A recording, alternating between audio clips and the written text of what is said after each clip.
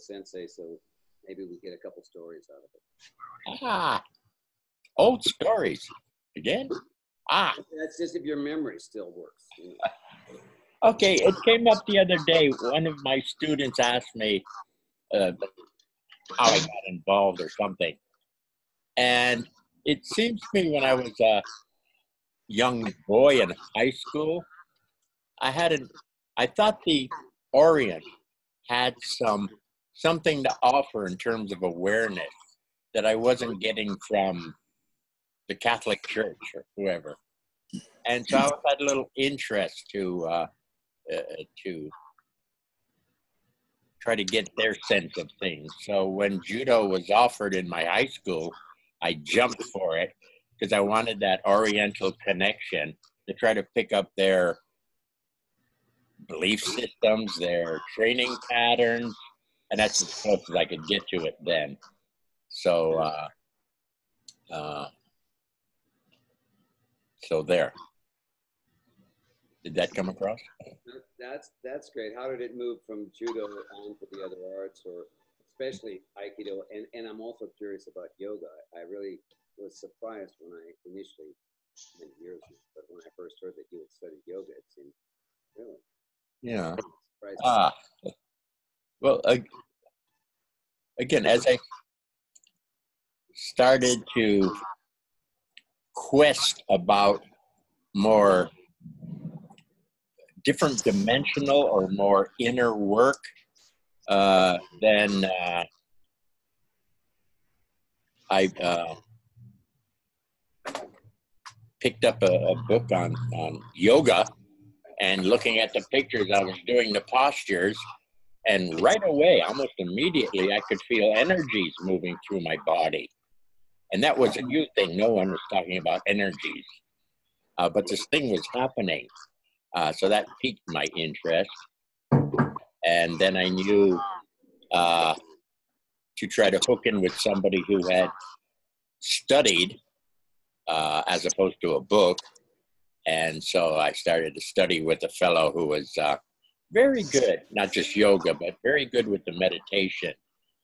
And there weren't any meditation teachers around, believe it or not, in those days. I called Japanese churches, I called Chinese churches. Nobody knew what I was talking about. But there was this Westerner who was teaching a meditation. So I went to a few classes, and that really started me going with sitting. And then again, things begin to happen, things begin to show. So where are we? So judo, because of the Oriental thing, teacher said I took to it like duck to water. And then I would just do things like sit by myself out in the cold, rainy weather, see how long I could stay there, sitting in my bathing suit in the backyard in the storm, just to, you know, I was just trying stuff out. And so that moved to yoga, that moves to meditation. And so then, of course, I heard about Sensei eventually. And a friend of mine in junior college from the Orient knew I was a martial artist or a judo guy. And he mentioned Aikido, which I never heard about. So I went looking around. Wasn't much written about it. A line here, a line there, but nothing really. And then I was traveling through San Francisco, and there was a guy at a judo school. I used to check out judo schools just to check them out. And there was a guy teaching an Aikido class, brand new. There's only like 2 students. I had a feeling there was something there. So I came back home, grabbed my training partners, and the following week we went back to San Francisco and to check it out. And at this time he came over and talked to us and started talking about mind-body harmony and stuff. Well, I was already trying to do that in the judo. I knew there was a relationship because when I meditated and then went to judo class, I was different. I was better. And I thought, what the hell is the relationship between me sitting over here and me being better at judo? What's this? There was definitely a relationship. I couldn't quite pinpoint what that was. So here's this art that's already talking about mind-body harmony. So I went for it. That's about it. Is that good enough, Richard? You there, Richard? I'm sorry. Yeah. You're there. I just wanted, and then how did that lead to you going to Japan? And as I remember, you said you didn't actually go there to study Aikido. You were going there to study Judo, but. Oh, no. I went to study martial arts. Right. Okay. I was going to be top dog in everything. Okay. Because I was already into karate, judo. I had taught a little bit in the Marine Reserves. I had taught a bit with the police and learned a bit in the police. I was a martial artist. Would you say then, because I remember some of the stories when you said that you had gone to study everything, but then something happened that changed that. And I didn't, just seeing O-sensei, was it just meeting him or? Yeah, and the people in the art, the Aikido people are very nice. Some of the other folks in the other art weren't as nice. It just drew me more and more and more. If there had been no O-sensei, I would have followed the Chinese art because of the amount of energy that they were working with. So if there were no O-sensei, I'd be doing Tai Chi, Bakwa, Xingyi, all that stuff. Yeah. Well, I have repeated the story of the first time you got the uke for O-sensei, and I hope I got it close to correct. A little closer, Richard. Closer, Richard. Closer. I'm going deaf. Closer. Sorry, thank you for telling me. I was saying, would you mind reiterating the story about the first time you uked for O-sensei? That was one I always Uked for O-sensei? Yeah, the first time he called you out. Okay, old story again, but it makes you happy. So I'm there for a while, I don't know, 6 months, I don't know. And I know we're going to, psychically, I know we're going to have a relationship, but so far nothing's happening, right? And anyway, so I know he's kind of great.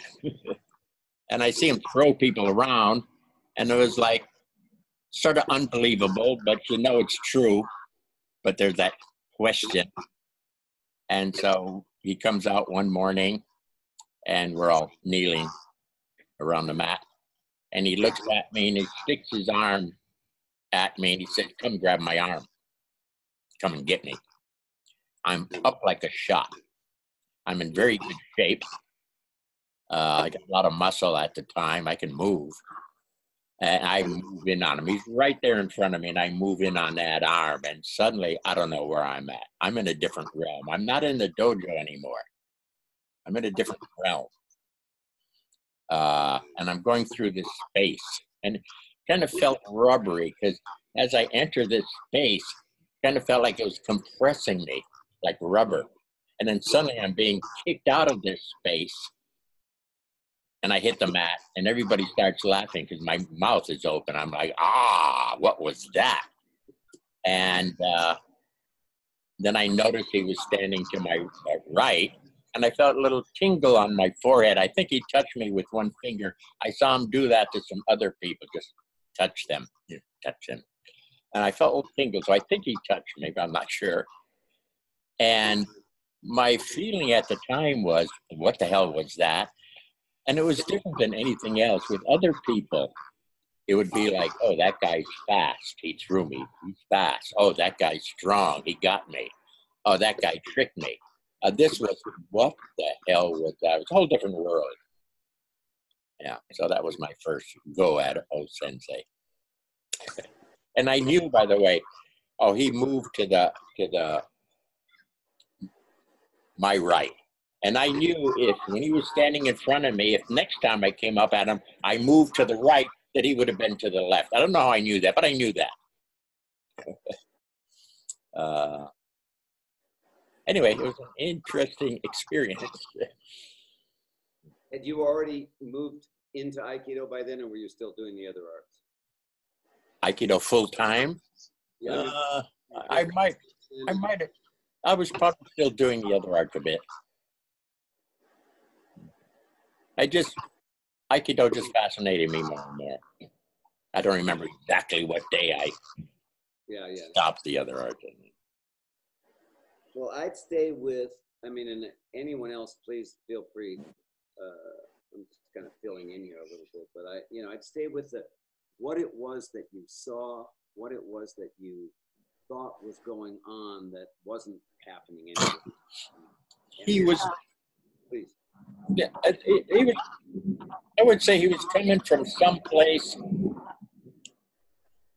I just had the feeling that it wasn't just a physical capability, but he was coming from a different dimension, I would call it now, and operating from a different realm, a different world. And I was very interested in what the hell is that realm? What is that world? So that was my question for him later. I didn't say, show me your Nikyo. Everybody's doing Nikyo. Where are you coming from and how'd you get there? It was my line of questioning with him. And apparently wasn't asked too much about that. So he was, oh, you're interested. Come talk to me anytime. That was the beginning. You know, and in that way, you say, it seems to me like he would have welcomed questions from people, but everyone thought you weren't supposed to ask questions, or I don't know why. You'd have to ask the Japanese guys, maybe Wada, maybe Lauren, but I think there's something Japanesey where you don't ask questions. But ask those guys. I'm not into Japanese culture to that degree. But he welcomed them, and I took advantage.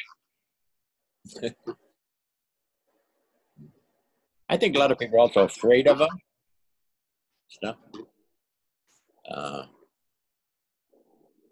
He had a lot of, I don't know what to say, power, a lot of something. And I think a lot of people were leery of that. But again, it's part of the universe. I wanted to get more into it, you know.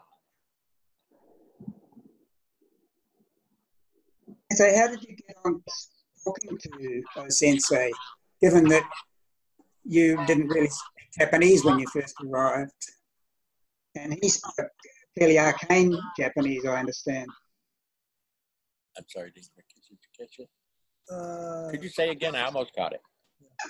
How did you get on actually discussing these things with Sensei? Because he was quite difficult to talk to, I believe, in terms of the language he used and so on. Okay, I lucked out. A buddy of mine became a buddy of mine, Eddie Hagihara from New York. He had been brought up in Japan when he was a child in southern Japan, which is where Sensei was from, and had learned Japanese from his grandparents mainly. And so they were speaking the older southern Japanese, so I think they had a better sense of some of his words than even the Tokyo Japanese. So he was my interpreter. Good. I also, which I'd be hard pressed to prove to the Westerner, but I had a feeling for Sensei. It's like and often I understood him, not the Japanese, but I understood what he was saying. I don't know how to explain that. I just.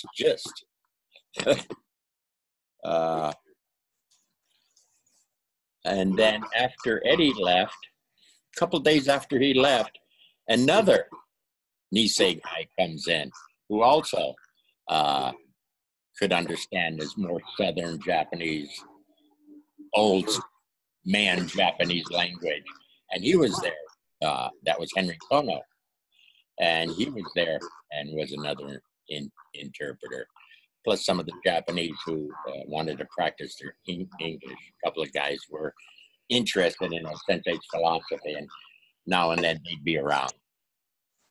So that's it. You want to say anything? Bob, Steve here from Melbourne. Please. Reflecting a bit more on some of your other influences, I understand that you had an association with the Esalen Institute for some time, and Yeah. As a mental health practitioner myself, I was interested in some of the work that people in those early days, such as Fritz Perls and Gregory Bateson, were doing. Could you comment a little bit about your association with the Esalen people and yeah. Yeah. Well, when I started to teach Aikido, I thought a lot of people won't train year in and year out. So I wanted to present more directly some of the essence of what I thought, more energy awareness, energy flow. I was heavy into meditation at the time. And so I wanted to get a lot of that across.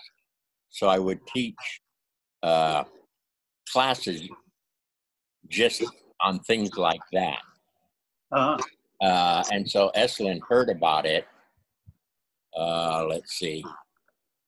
There was a well-known psychologist, professor from the University of California, Davis. And he liked my work, and he would attend my workshops.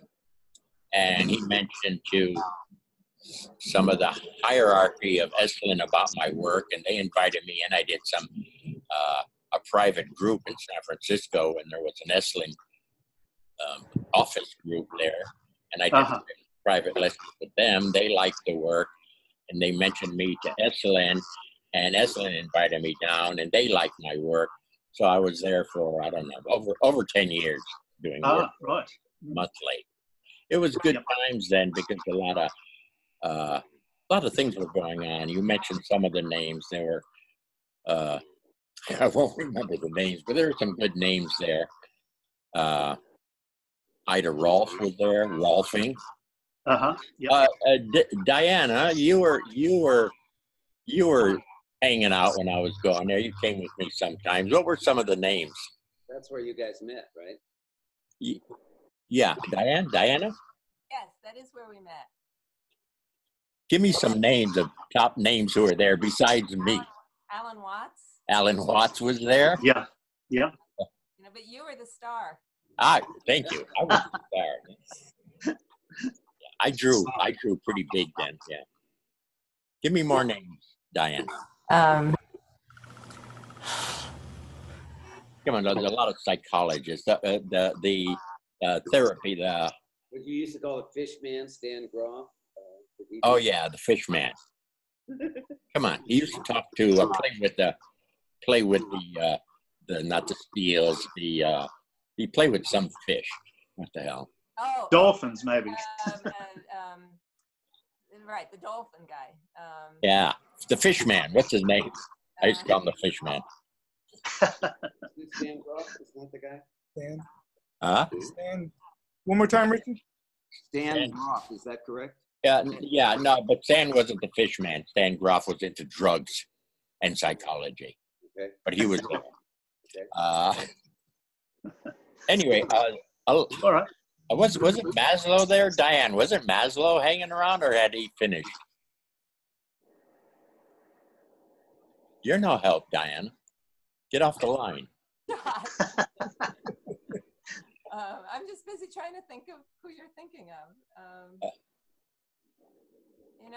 Those were amazing days, and coming closer. Yeah. It wasn't so much who else was there. It was what you were sharing was so far beyond what everybody else was doing, in my opinion, of course. Yeah. Well, they were. Thank you, Dr. Lilly, John Lilly. John Lilly was the fish man. Yeah. Fritz Perls. Fritz Perls was big time there. Yeah. So when I first went, they said, "Oh, you're doing moving Gestalt or something." I didn't know what Gestalt was, so I had to ask them, "What the hell is Gestalt?" Because I was doing an aspect that the Gestalt could understand, but coming from a whole different place.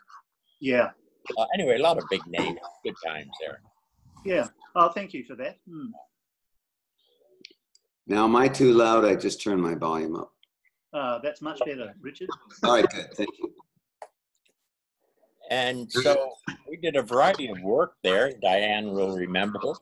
So we did a lot of energy awareness, a lot of different psychic things, trying to get them to see energy, sense energy, look at people and pick up past lives, basic meditation stuff, because that was new. They weren't into meditation yet. They were still coming in off this psychology line, and they hadn't made that shift over to what we call it, spiritual things. Only the workshop, the first workshop I attended was called Energy Awareness for Spiritual Development. Sounds good. It's the only time you ever used the word spiritual in a workshop write-up. It got me. Yeah. So. Also, you know, I think what we used to call, still call centering and energy awareness, now the term mindfulness has become so popular. We lost you, Brian. Say again. Before we used to use terms like mindfulness. Yeah. Now mindfulness. Yeah. So mindfulness is just a new word for stuff we used to do all the time anyway. Sorry. Yeah. So I'm telling some Aikido people, say, God, we have to attract more people. Well, let's ride their coattails. Say, mindfulness and movement. Yeah. That's good. That's good.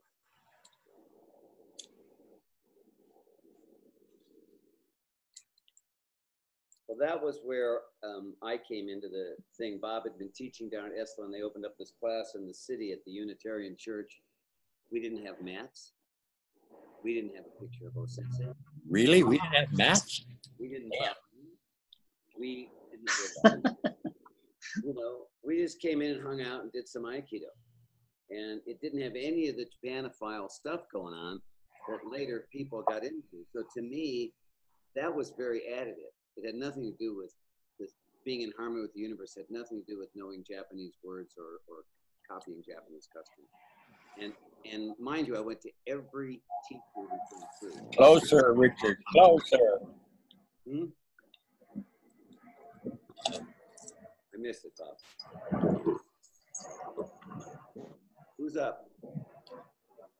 Louder, Richard, louder.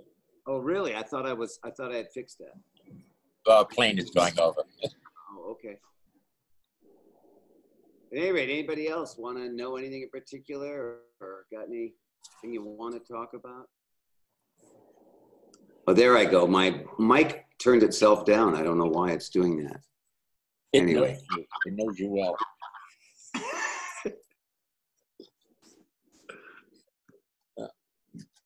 Well, do you want to say anything about what you felt like your mission was when you came back from Japan? Because if I may just say, one of the other things that really impressed me about Bob was his commitment to the art, in the sense that, you know, he could have just taken it over, but he brought the other guys in, and he treated them as equals, even though I don't believe they were, either by rank or by understanding.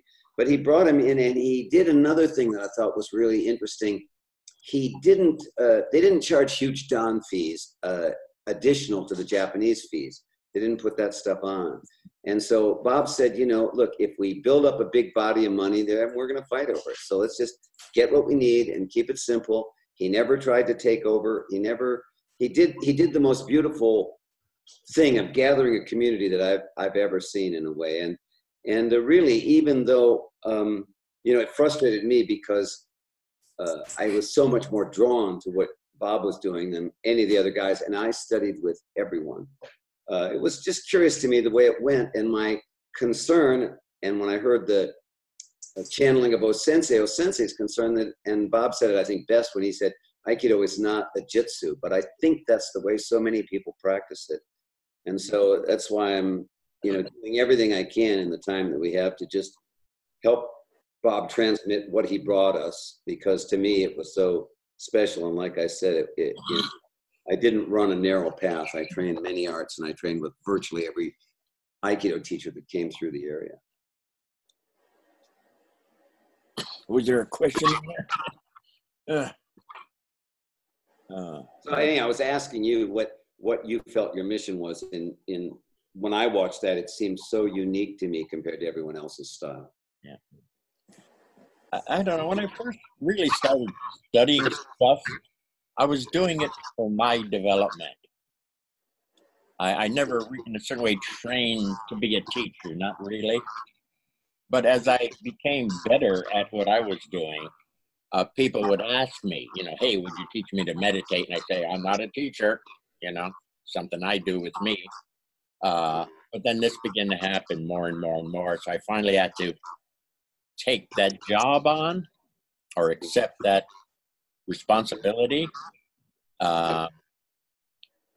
So I guess I wasn't out to impress people or to make a bunch of money, unfortunately. Or, it was just something that I felt was there and belonged to everybody. It was you know, and just help people realize there was something there and that they had access to it, learn a few tricks of the trade, but they had access to more. And I guess that became a mission.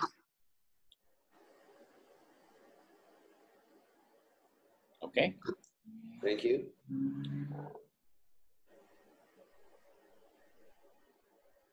This would be.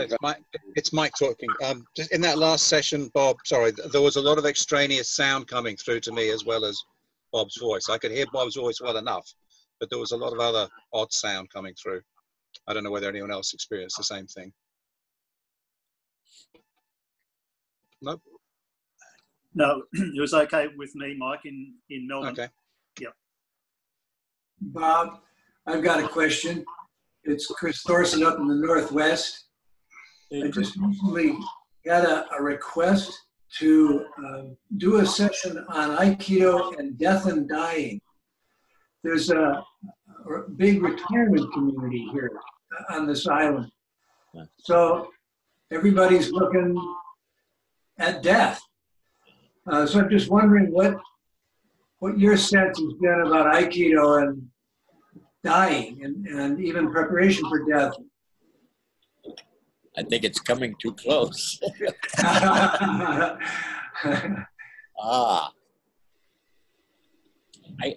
For me, through my meditation, I realized that I wasn't who I thought I was. I wasn't the body, for example, where you'd experience yourself separate from the body and stuff. So at that time, the fear of death changed considerably because I knew the body would die, but I still existed. I could still experience and be, for lack of words, me, maybe a better level of me, but me. I'd still be, retain some Nadeauishness. I think the unknown scares a lot of people. You know, because it's just going to be one big black hole, nothing. Will I never be able to think again or sense again and stuff? So I think there's a lot of not knowing that scares people.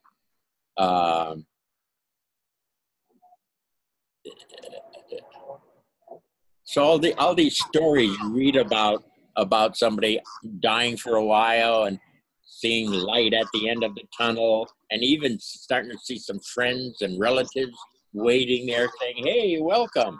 That's basically true. I've always had a relationship with dead people, which came out of nowhere. And I still keep some of that, where I can communicate with people who have crossed over, like Henry Kono, check in with him now and then. See how they're doing, their view on things. One thing to tell the old people who are hurting is when they pass over, the physical pain is gone. I hear that from a lot of folks who have crossed over. Thank God it doesn't hurt anymore. So that's a plus. Yeah, I think if they could get a better sense of what the other side, that it's a good deal. If they're screwy or if they're too thick, they sometimes don't even catch that. They don't even cross over. They stay too heavy and they rebirth back. And I think of those people as being a little thick. You want to take advantage of this crossover because it gives you a chance. It gives you a chance to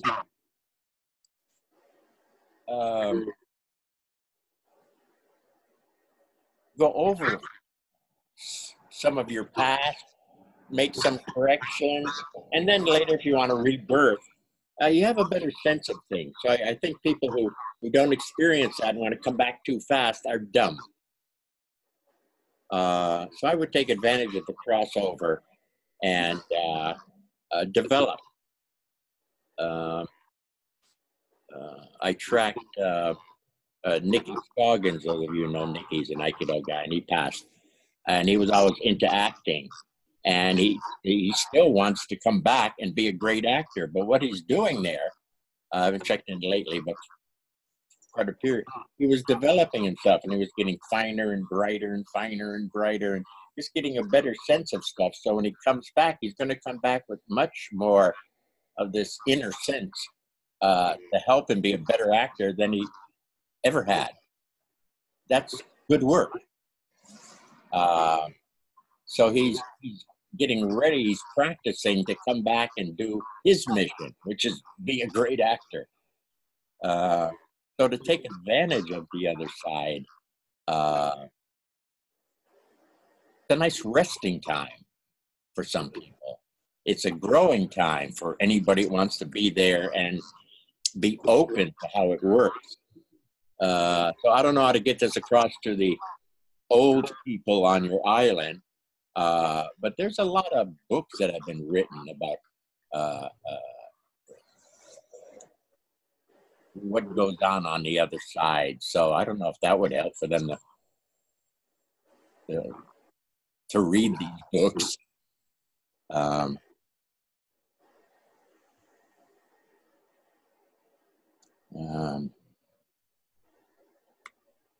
They could understand a little bit maybe of how the dark works.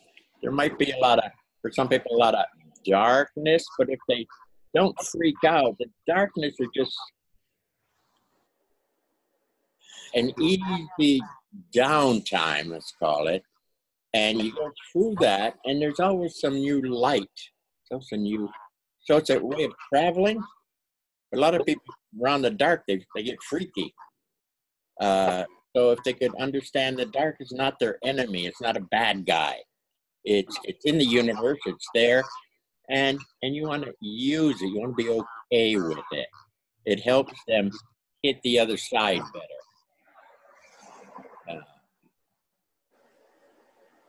That's what you can do. Do something with that. Thank you.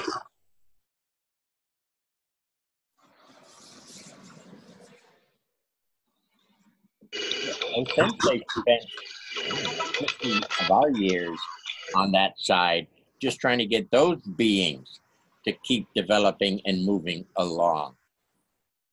It wasn't easy. Even at that level, they're not the sharpest tools in the shed, as we say. So it depends on the inherent sense of a person. I think if you have made a touch on your truer self, so there's I, ego, me, easy. Who am I really? Who am I really? Okay? If my body was gone, who am I? Anything to backtrack yourself. Everybody right where you're at, there's a self there, probably wrapped up with the I a bit, but as you easy the I, self, easy the I, self, you begin to touch this finer level of you that has a lot of memory of things. Right? It was in touching that I realized reincarnation existed, because in touching a better level of myself, I realized I had lived before and could remember, sort of re-experience a bit, previous lives. And that was kicky. That was fun. I used to teach that at Esalen now and then. And so where am I going with this? That if people realize that they have a finer self, and when they cross over, they can still continue training, tracking finer self, and get finer than fine. So since they tried to teach them how to do that, I don't know if he had great success. I think after 50 years, he got a lot of bored with it all and moved on again. So I don't know if he'll be coming back. I don't think so.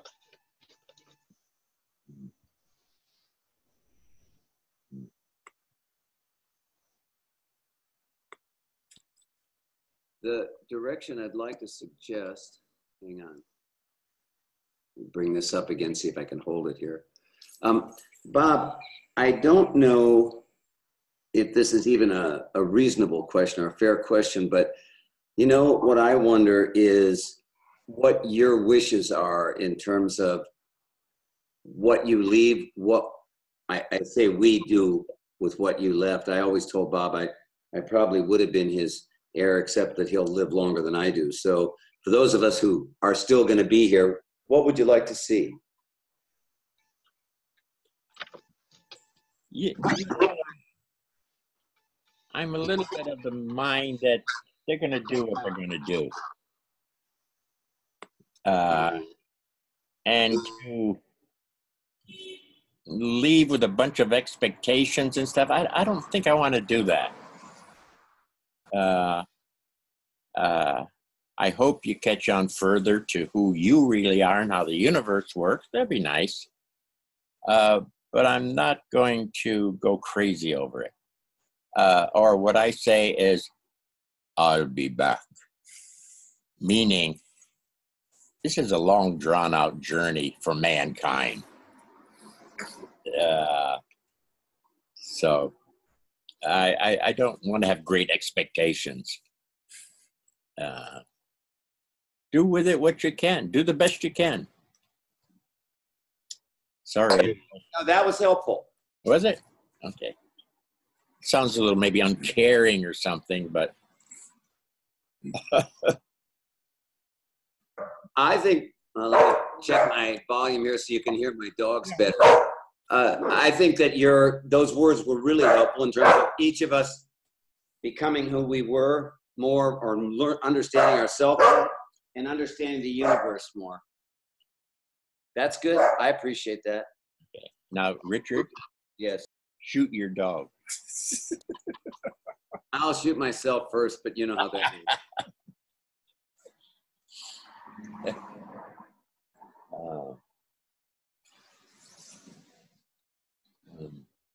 Let's say the Aikido. Okay, Aikido. How I would like to see Aikido is that we practice in relationship to how the universe works. If you have a tight eye, you're controlling the techniques. Easy the eye refers to who are you really? Easy. Return back to a finer level of yourself. Easy. Who am I?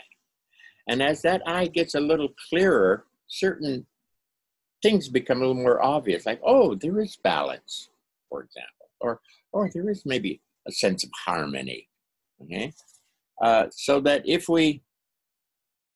You're good. Okay.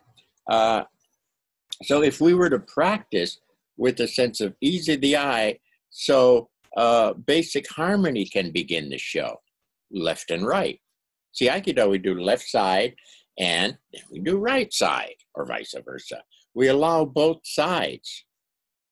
Well, in a lot of martial arts, that's rare. Usually you're a right-handed fighter. Okay. But we do both sides. Why?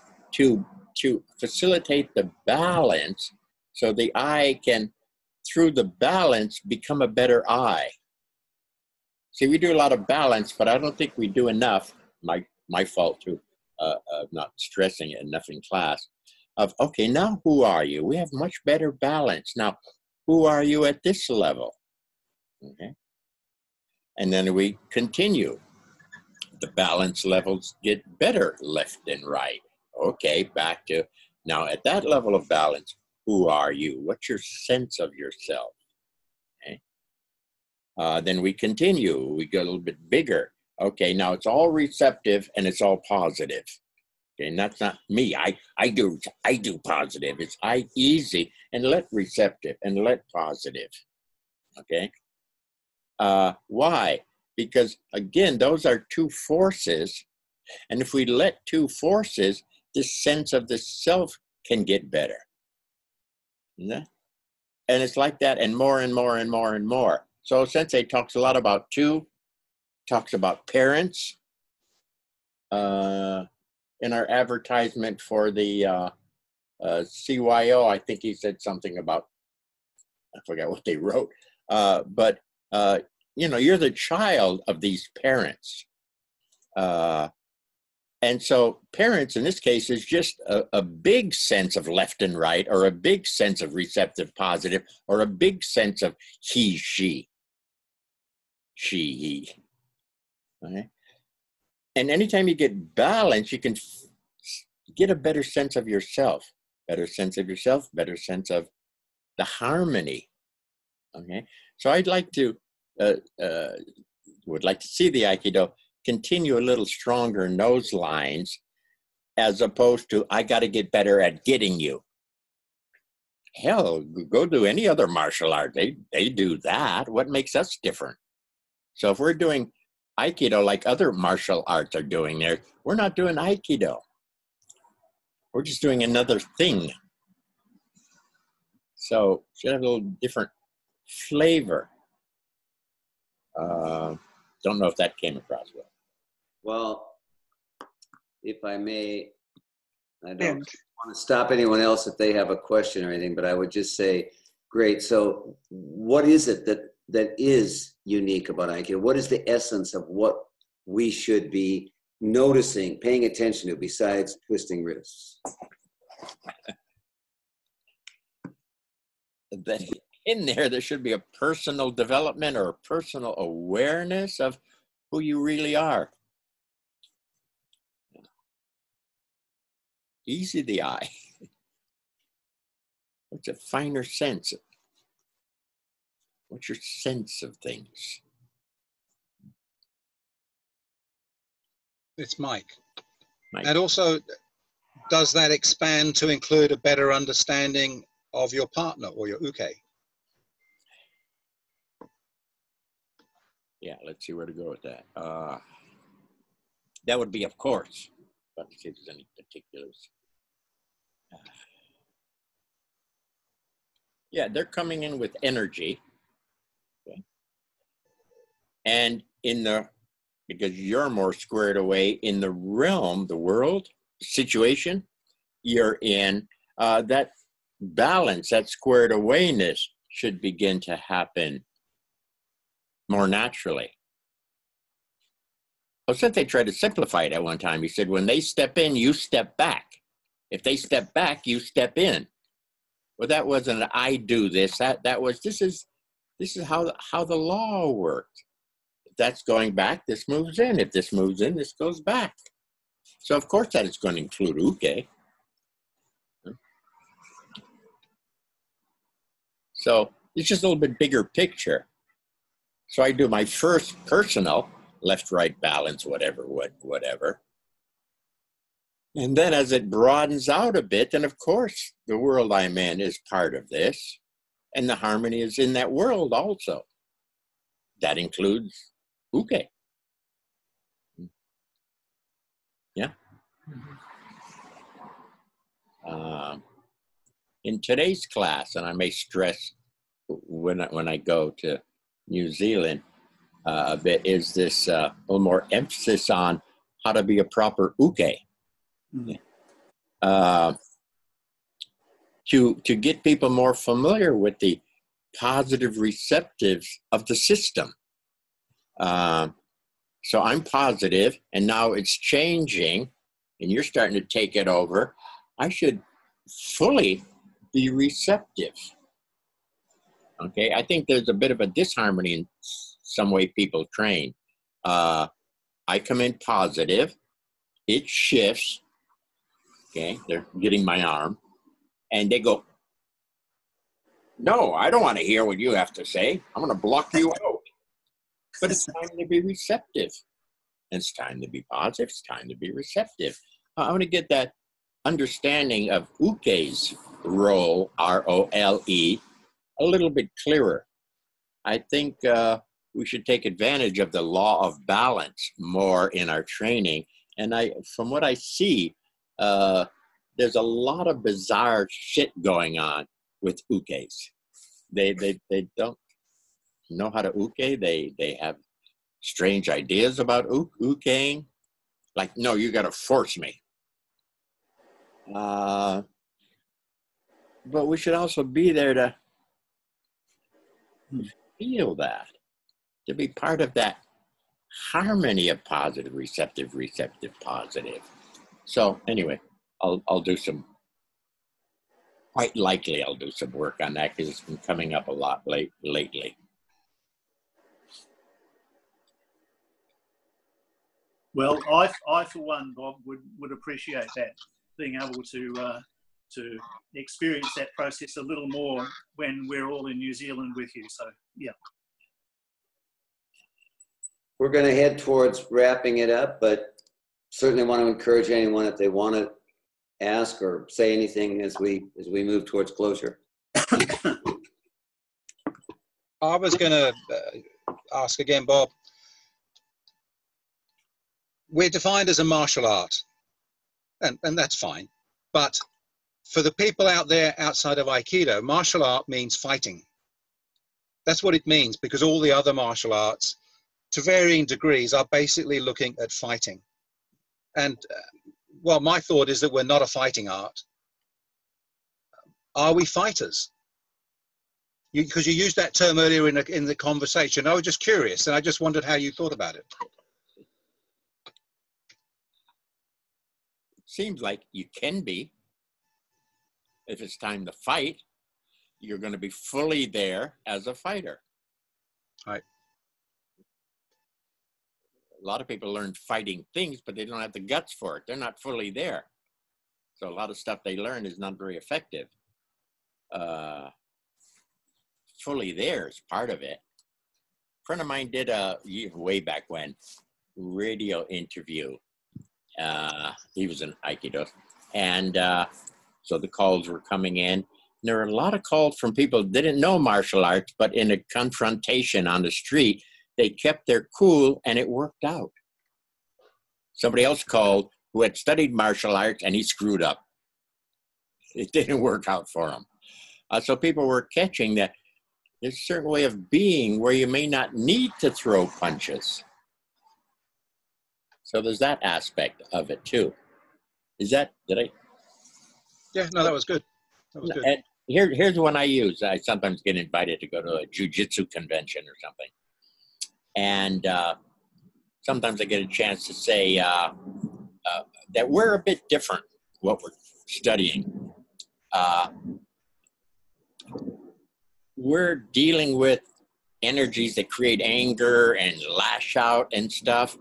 And I usually bring up something like, it's not right that you beat up on your wives.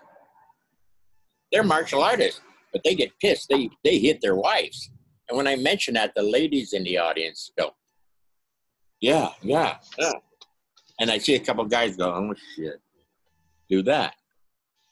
They can't control themselves. So what good that they can throw some punches? They can't control themselves. So that's what I stress. I don't say, I'll macho with you. I point out things that they have trouble with and say, this is what we work on. Okay? And these days, martial arts, I don't know, I feel a bit crazy too. You want to be the best, but there's always somebody better. How long does the world champion stay the world champion? He gets beat the next year, so he's not the best anymore, you know? How far are you going to go with this? I don't know. Or it seemed to me, I would get more injuries training to be that way than anyone could inflict on me in an attack. You really train, you get racked up. You know, you're breaking bones and shit, you know. So I get into a fight. He knocks me out, but I don't get any bones broken. Hey, that's better than training martial arts.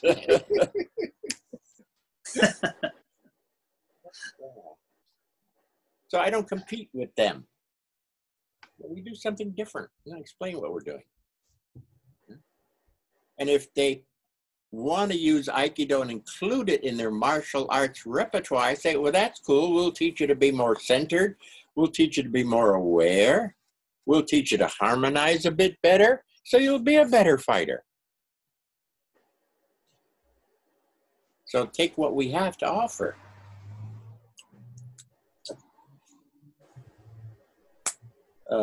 Jack Wada was watching some very famous kicker, and the guy was trying to lay out more like this, and the students couldn't quite understand what he was talking about. Jack thought it was a brilliant layout. It was a beautiful piece of work. He was talking more like we would talk, but to an audience they couldn't understand him because they were kickers, and they couldn't understand this guy's top of the line kicker, but they couldn't understand where he was coming from. It wasn't kicking the kick. It was something else. Somebody's been posting some comments from Bruce Lee. Yeah. Some beautiful shit there. He sometimes explains some stuff better than no Sensei did. Well, Sensei could wax poetically. Anyway, he said some good stuff. Really deep, insightful stuff. So,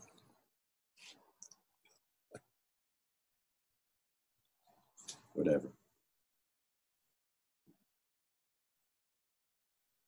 Also, in common sense, I've known guys from every art to take on 4 attackers and drop them. Every art. If that helps, Jenny. Judo guys, bang. Karate guys, bang. Aikido guys, bang. Who's better? Who gives a shit? If I'm really a judo man, I don't care if you think your art is better. I love judo. I'm going to continue with judo.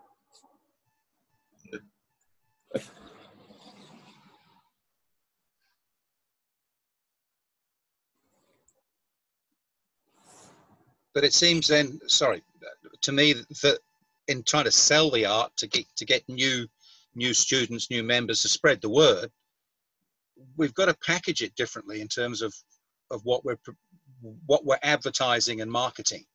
Because for non-Aikido people, they still have these pictures of, you know, if it's a martial artist, it's Bruce Lee, it's, you know, it's... Well, they won't come in Aikido anyway, if that's what they really believe. Well, I guess that's true. They're going to go to mixed martial arts or whatever. They're not going to come to Aikido. They're going to walk in once, look, and walk out. Come on, what are you talking? You got to sell what you're selling. And if they're interested in that, they'll go, oh, and they'll stay. Or you try to talk martial arts to these 20-year-olds, they just want to go out and wrestle around and stuff. They're not going to stay with you. They won't even sign up.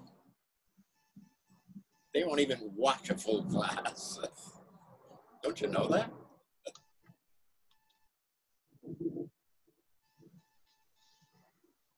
Well, I know there, excuse me. Say what, Richard? I know there is a lot of interest, certainly in building up the dojo, because a lot of us made a living off it, or if you could call it a living. But A lot. but I think there's also the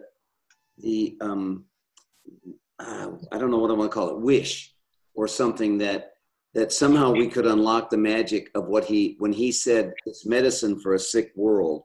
I think the spirit of harmony seems so critical. Of course, it's so divisive here in the States at this time. You know, that just, it's like people can't talk to each other if they see things differently. And I think somewhere in the Aikido training, there's something for that, but I'm not sure how we translate it into the world or give the gift to the world.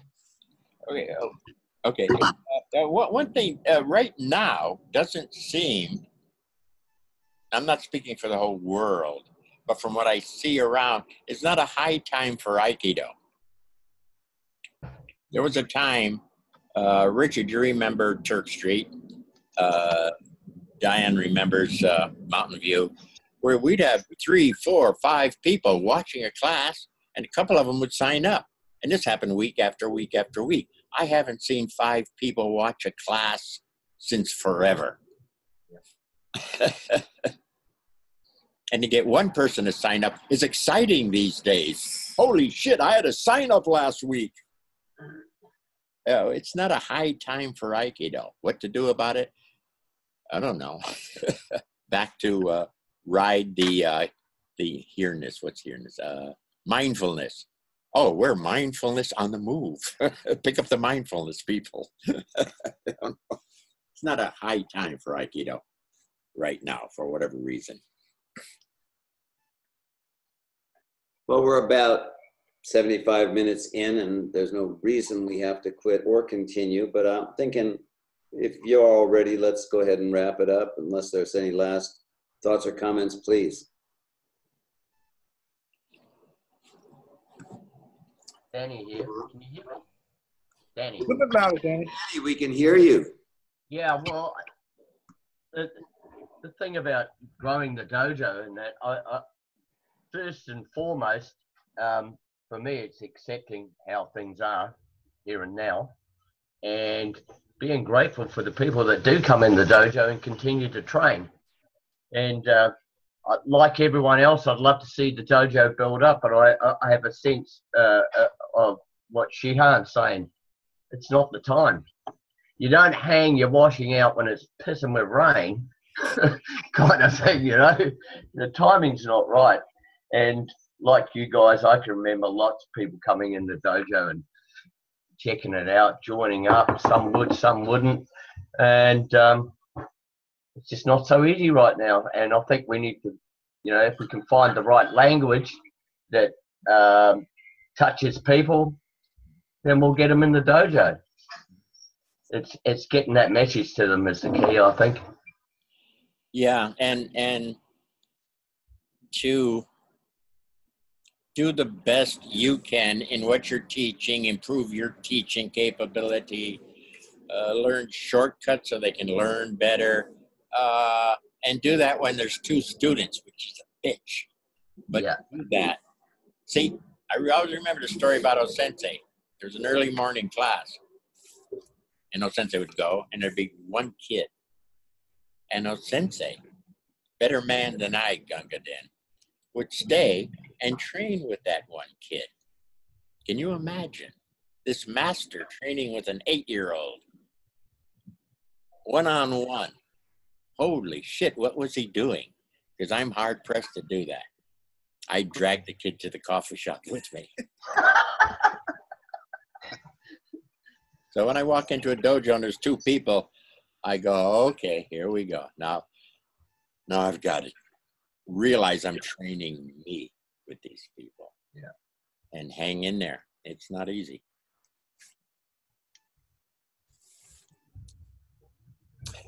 Thank you for that. And certainly looking forward to the visit. Yeah. We'll make your beds up soon. Looking forward to seeing you. Let me thank you, Bob, so much for spending this time with us. And well, thank you for asking. I want to thank all of you for coming and joining us, but I really want to extend the special thanks to Kenny, who did the heavy lifting and drove down in the rain and set up the technical. So thanks, everyone. Maybe we'll do this again if you'd like. We'll see you soon. Thank you. Thank you. Yeah, thanks, Kenny. Thanks, Richard. Thanks, Shihan. Yeah, thanks very much. See you soon. Bye. Thank you, Shihan. Bye. Cheerio. Bye. Don't leave later. You done? Thanks again. See you all next time. Bye-bye. Hey, Kenny, there you are. Hey, man. See you soon. for everybody, so everybody should know he's recorded the data. So Yep. thank you so much. Cool. Bye bye.